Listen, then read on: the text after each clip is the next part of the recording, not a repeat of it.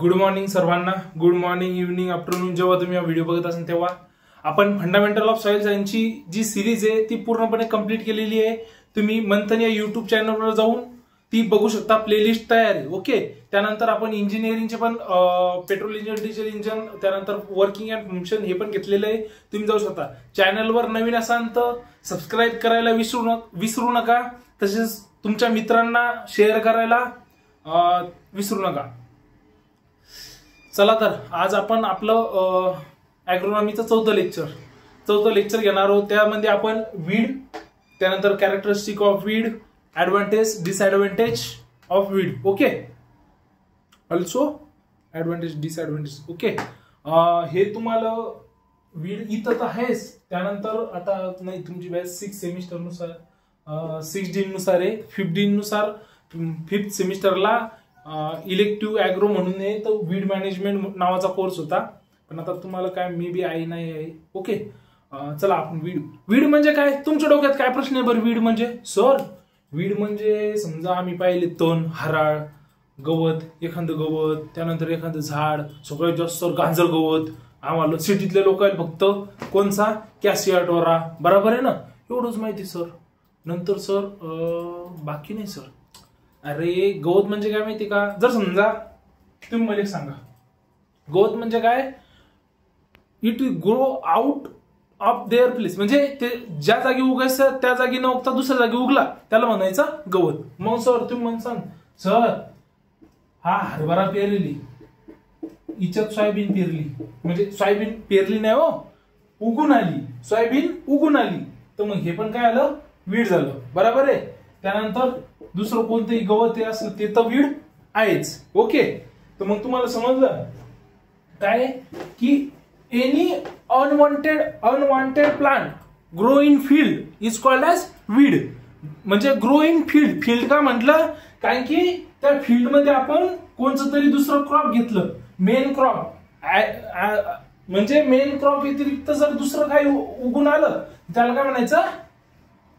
Weed.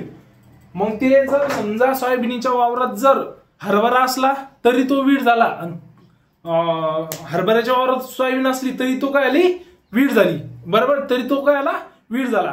वीडची concept clear आहे. मग sir तुम्ही म्हणसान आता सर आम्हाला वीड सांगा, याची कॅरेक्टर सांगा. वीड आम्ही कसं ओळखू? पहिलं हाय रिप्रोडक्टिव्ह कॅपॅसिटी. पहिलं काय कॅरेक्टरिस्टिक मध्ये? हाय रिप्रोडक्टिव्ह कॅपॅसिटी. अबे एवढे शिडीन त्याले, एवढे शिडीन बापा, एक झाड असलं की बंद वावरच. कसे गोतेचे गोते लागतात. निंदा वाटते का? नाही म्हणा सर, ऍग्रिकल्चर कॉलेज वाली पहिले वीडिंगच करतात. Weed management is best management. काय आहे कॅरेक्टरिस्टिक मध्ये? हाय रिप्रोडक्टिव्ह कॅपॅसिटी. ओके. हाय रिप्रोडक्टिव्ह कॅपॅसिटी. सर एवढं ते होईल. आता पार्थेनियमचं एक्झाम्पल घ्या. किती सीड येतात त्याला? वरी तुम्ही असा फुलोरा पाहिला का व्हाईट कलरचा? किती फुलोरा येतात सर. त्यानंतर try under adverse condition. Adverse condition, किती ऍडव्हर्स कंडिशन येते? वीड येते ना. एखाद्या वर्षी दुष्काळ पडला, आपली पिकं येतील का? नाही. 15 दिवस पाणी नसलं आपली पिकं अशी मान टाकतात. कशी? अशी.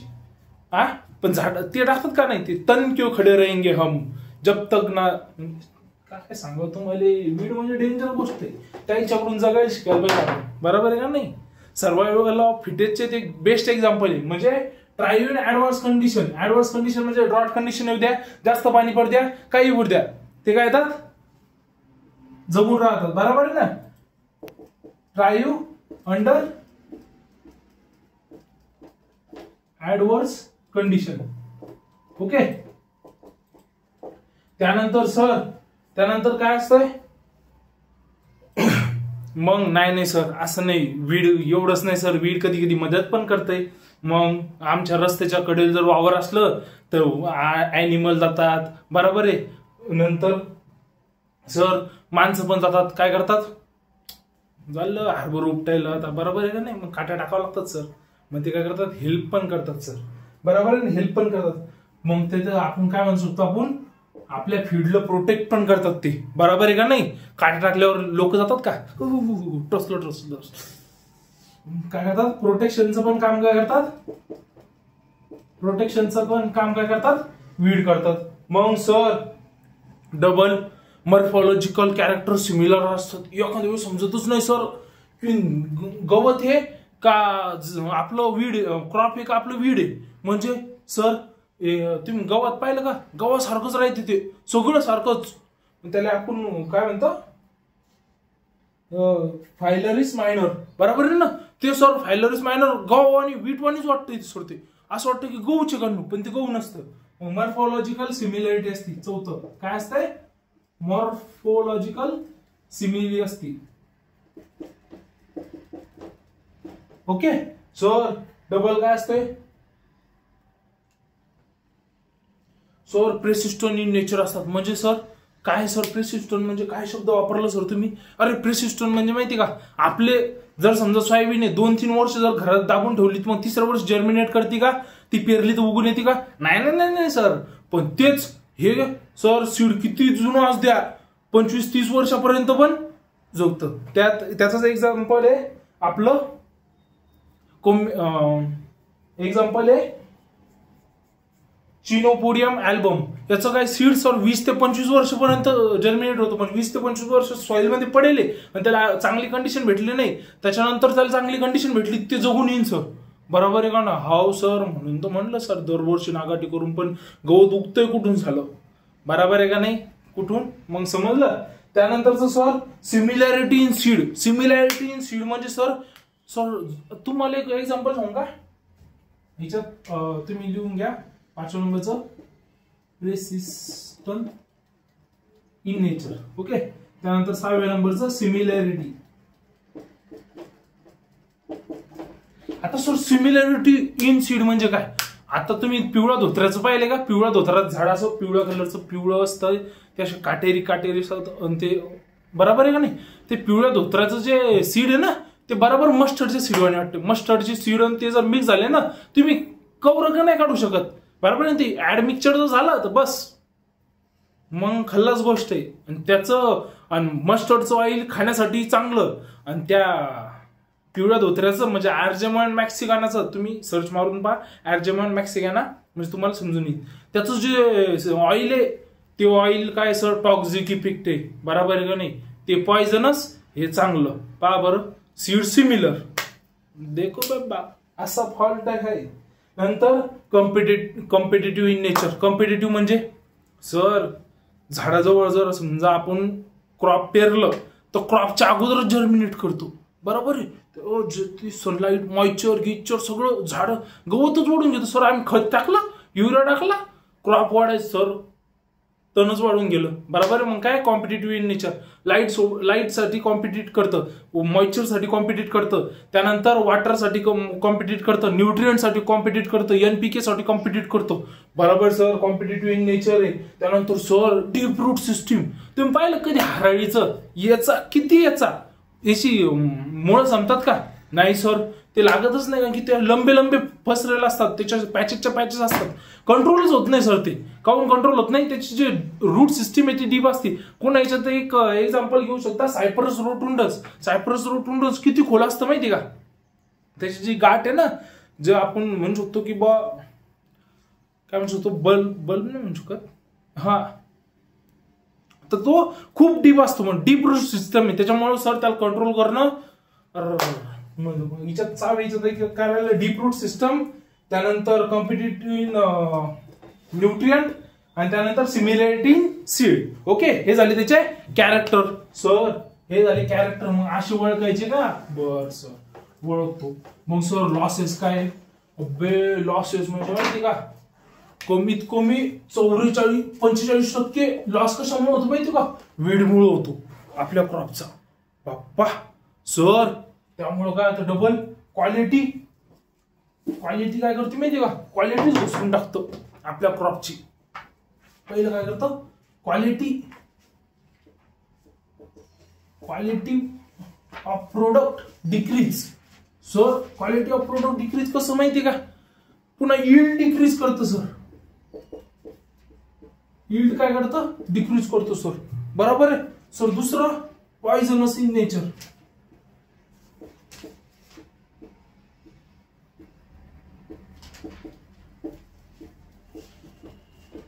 बरोबर आहे, यील्ड डिक्रीज करतं. आता यील्ड डिक्रीज करतं, क्वालिटी डिक्रीज करतं. कसं? आता जर समजा तुमच्या वावरात तण झालं, पहिले ते कम्पीट करणार लाईट आणि त्यासाठी, बरोबर आहे. मग झाड असं दाबलं, बरोबर आहे, असं झाडाचं जर वरी वाढलं तर मग झाड दबून जाईल ना, बरोबर आहे सर. मग याला जेवढं ऊन भेटेल, सूर्यप्रकाश भेटेल तेवढं भेटेल का? नाही. मग हे जर वाढेल असलं तर याची ग्रोथ होईल, हे काय फास्टली न्यूट्रिएंट ऑब्झर्व करून. मग हे न्यूट्रिएंट ऑब्झर्व करून मग याला न्यूट्रिएंट ऑब्झर्व करायला टाइम भेटेल का? नाही सर, हे न्यूट्रिएंट पण ऑब्झर्व नाही करणार, त्याच्यामुळे याची प्रोडक्ट हे ते फुलफिल नाही होणार, बरोबर आहे. मग सर लाईटमुळे फोटोसिंथेसिस होती, त्याच्यामुळं मिनरलचं न्यूट्रिएंटचं ॲब्झॉर्प्शन जे होतं ते पण होणार नाही सर.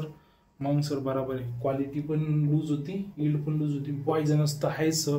त्याचंच एक्झाम्पल कोणी पार्थिनियम इस्टोफोरस कसं खाजवी ते कोणाला अशी बेकार पॉयझनस झालं. स्पेलिंग नका बोलू झालं. त्यानंतर sir harmful to animal and human being, harmful आहे तेच पॉयझनस इन नेचर, हार्मफुल. त्यानंतर सर एखाद्याला सर इन्सेक्ट पेस्टला लयच खास. जर समजा इन्सेक्ट पेस्टला काय देतंय, व्हेक्टर सारखी जागा देते. चौथं इन्सेक्ट पेस्टला काय करते माहिती सर, जागा देते.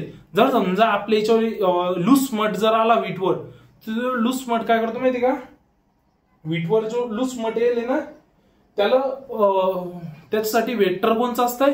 मग सर एखादं गवत, सर सायपरस रोटुंडस माहितीये का? नाही सर. मग हरळी माहिती का? हरळी. लूस मटचा जो फंगल असतो किंवा जो पेस्ट असतो ना तो हिच्यावर राहतो, म्हणून ते व्हेक्टरचं पण काम करतं, बरोबर आहे. त्यानंतर सर काय करतं, कल्टिवेशन कॉस्ट वाढवतं. कल्टिवेशन कॉस्ट वाढवतं. कल्टिवेशन कॉस्ट म्हणजे सर कल्टिवेशन कॉस्ट कशी वाढवतं, अबे निंदायला पैसे लागतील, डवऱ्याला पैसे लागतील, बरोबर, दोनदा तीनदा औषध चिपा लागेल, पैसा लागेल. झाली की नाही कल्टिवेशन प्रॉब्लेम? पटकन उत्तर डायरेक्ट. त्यानंतर सर जमीनच घेणार नाही कोणी, लँड व्हॅल्यूच डिक्रीज करून टाका. घ्या ये बात, land value decrease, land value decrease, बरोबर आहे. लँड व्हॅल्यू काय करून डिक्रीज करून. ये तो बहुत बढ़िया नहीं बे, ये तो बहुत टेंशन हो गया रे. फिर सर वॉटर बॉडीचं जर तुम्ही पाहिलं का, ते पाण्याच्या तुमच्या जवळपास पॉन्ड वगैरे असलं त्याच्यात हायसिनच पाहून दे, हायसिन नावाचं ते वॉटरमध्ये इतकं ग्रो करते त्याच्यात ना स्विमिंग करू शकत ना, बोटिंग करू शकत ना, त्या तिथलचे वॉटर बॉडीज म्हणजे डॅमेज करून टाकतो, बरोबर आहे का नाही. Loss in water bodies.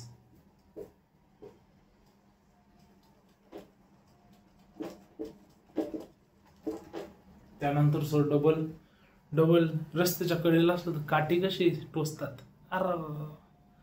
बरोबर आहे सर. मेरा दुःख मुझी को पता का नाही. आता सर बस झाली डिसएडव्हान्टेज काय म्हणाली आहे मी समकबंदी. डबल सर ट्रॅक्टरची इज्जत गुंततात रोटाव्हेटर मध्ये, बरोबर आहे. 5 साल गुंततात, वसन काढू पोट दुखते सर, काय सांगा. घासतंय हाड पॅन तयार होते सर, का नाही. बस इमोशनल ब्लॅकमेल करता सरले, पण ऍडव्हान्टेज पण आहे बरं. असं नाही की एखाद्या गोष्टीचे डिसएडव्हान्टेज ऍडव्हान्टेज पण असतात. ऍडव्हान्टेज काय सर, ऍडव्हान्टेज काय असू शकतात. पहिलं ऍडव्हान्टेज मध्ये मेडिसिनल यूज. तुम्ही माहिती तुम्ही क्रिकेटच्या ग्राउंडवर खेळायला जा, हो सर, तिथं लागले कसं टोंगळ मोडीचा पाला चोळताना लावता, बरोबर आहे का नाही. टोंगळ मोडीचा पाला झाला की नाही ऍडव्हान्टेज, समजलं. ओके. त्यानंतर मेडिसिनल यूज झालं. त्यानंतर सर भाजी खाल्ली कधी, कॅसिया टोराची, तरुट्याची भाजी खाल्ली का सर, अंड्याच्या चटणीवानीच वाटते, अंडा भुर्जीवानीच लागते हो. कॅसिया टोराची व्हेजिटेबल. पुन्हा चिनोपोडियम अल्बमची पण खाऊ शकता तुम्ही. पुन्हा याची आपल्या भागात करत नाही पण केना माहिती, केन्याची पण भाजी होती चांगली. Medicinal use vegetable. ओके. त्यानंतर सर तिसरं सर फॉडर. फॉडर तर मेन आहे सर, फॉडर तर आहेच आम्हाला माहितच आहे, पण तुम्हाला डबल एक सांगू का, दुष्काळी भागात दूध येते ना, आपण म्हणतो सर दुधी खाऊ घालायची, जनावर दूध द्यायला लागलं ते म्हैस गाय बरोबर आहे, दुधी का युफोर्बिया जेनिकुलिडा किंवा युफोर्बिया हिस्ट्रा हे सायंटिफिक नेम याच्यामुळे तुम्हाला सांगायला लागलो की तुम्हाला आठवणीत पण राहिले पाहिजे आणि तुम्ही सर्च मारलं पाहिजे. ओके, पाठ करावं लागणार आहे बेट, पाठ तो करावं लागेल ना. त्यानंतर सर फॉडर म्हणून यूज करतो. त्यानंतर सर याचं ग्रीन मॅन्युअरिंग पण होतं. ग्रीन मॅन्युअरिंग म्हणजे तुम्ही फ्लोईंग केलं ते आत जमिनीच्या आत दबतं, बरोबर आहे ना, सो तो ग्रीन मॅन्युअरिंग पण होतं. ओके, मग ऑर्गॅनिक कार्बन, ऑर्गॅनिक मॅटर काय करतं, वाढतं. आत दाबले की मग ते ऑर्गॅनिक कार्बन वाढणारच ना, तर सल्डकीन बरोबर आहे, डिकम्पोज झाले की सल्डकीन नाही म्हणायचं. ओके सर, त्यानंतर सॉइल इरोजन साठी पण की जिथलची जमीन वाहून चालली ना, तुम्ही पाहिलं का एखाद्या वेळेस जर पूर गेला तुमच्या वावरातून तर धुऱ्याजवळचं कमी व्हायचंय, मनातलं तर बंदच खरडून जातंय, धुऱ्याजवळचं काऊन कमी व्हायचंय, तिथं गवत तण असते त्यामुळे धरून ठेवतात ते, मग इरोजन साठी पण हेल्प करतो. ओके, त्यानंतर सर लँड रिक्लेमेशन करायची असली तर मग त्यासाठी पण आपण याचा वापर करू शकतो. त्यानंतर ऑर्नामेंटल म्हणून पण वापरू शकतो. लँटाना कॅमेरा तुमच्यात घाणेरी म्हणतात किंवा ओके, लँटाना कॅमेरा म्हणून सर्च करा, खूप छान असे फुलं असतात ते, ऑर्नामेंटल यूज आहे त्याचा, ऑर्नामेंटल यूज पण. ओके, ऑर्नामेंटल, ओके, ऑर्नामेंटली चांगलं लुक येते बरं खरंच, लँटाना कॅमेराचा ऑर्नामेंटल लुक आहे. त्यानंतर ॲरोमॅटिक इंडस्ट्रीमध्ये वापरतात. सायप्रस रोटुंडसची जे मूळ आहे, जी गाठ असते ना, ती ॲरोमॅटिक इंडस्ट्रीमध्ये ॲरोमॅटिक ऑइल एक्स्ट्रॅक्ट करण्यासाठी वापरतात. ओके, ॲरोमॅटिकसाठी जातात. तर हे काही यूज, डिसएडव्हान्टेज, ॲडव्हान्टेज, कॅरेक्टरिस्टिक होते वीडचे. इतक्यावर तुमचा प्रश्न बनतो. कमीत कमी 4 मार्काचा प्रश्न येणार म्हणजे येणार. महत्वाचा टॉपिक आहे. इथून पुढं पण तुमच्यासाठी पुन्हा तुम्हाला वीड अल्बम बनवायला सांगितले असेल तर मी सांगतो, आपल्या एरियातले वीड जे तुम्हाला येऊ शकतात, लँटाना कॅमेरा द्यायचा एक, त्यानंतर हरियाली, सायप्रस रोटुंडस, नाही सायप्रस रोटुंडस म्हणजे ते, त्यानंतर हरियाली, असे तुम्ही लवाळा, हरियाली हे द्यायचं, गांजरगवत द्यायचं, त्यानंतर कॅसिया डोरा द्यायचा, त्यानंतर चिनोपुडियम अल्बम द्यायचं, वेगवेगळे द्यायचे. ओके, धन्यवाद इथपर्यंत व्हिडिओ बघितल्याबद्दल.